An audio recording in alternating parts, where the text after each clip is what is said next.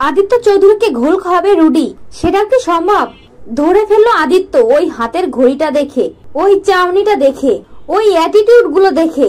আদিত্য কিন্তু শিওর ছিল যে ওই কৃষ্ণ রায় আসলে সেই মানুষটা যে পুলিশ স্টেশনে ঢুকে ওই রকম একটা জঘন্য অপারেশন করেছে। ওইদিকে রিতম যে একটা খুব ভালো মানুষ নয় সেটা কিন্তু ঠিক কথা। আদিত্য যখন কৃষ্ণ রায়কে বলে চলুন আপনি আমার সাথে চলুন, কারণ আদিত্য শিওর ছিল যে এর পিছনে কৃষ্ণ রায় আছে।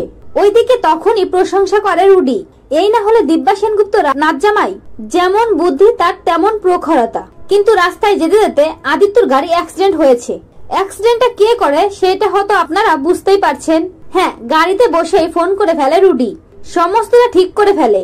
ওইদিকে রাস্তার উপরে পড়ে আছে আদিত্য এমন একজন পুলিশ অফিসার যার কাছে ডিউটি সব থেকে প্রথম। আর ওদিকে রিতম যেখানে শুধু নিজের স্বার্থের কথা ভাবে, নিজের স্বার্থের বাইরে সে আর কাউকেই চেনে না। এইরকম মানুষের জন্যই আমাদের সমাজের আজ এই অবস্থা। আদিত্যর মতো যদি এমন আরো অনেক মানুষ থাকতো তাহলে নিজের জীবন ঝুঁকি দিয়ে হলেও দেশকে রক্ষা করতে পারত।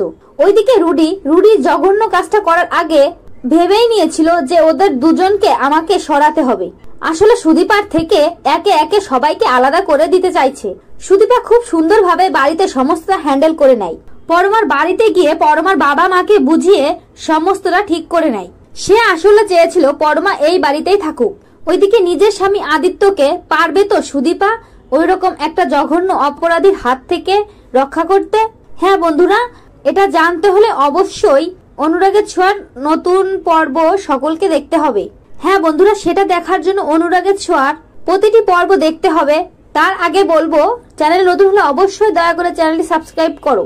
সকলকে ধন্যবাদ সম্পূর্ণ ভিডিওটি দেখার জন্য, এবং অনুরাগের ছোঁয়া নতুন আপডেট পেতে অবশ্যই ভিডিওতে লাইক, শেয়ার, কমেন্ট করতে ভুলো না।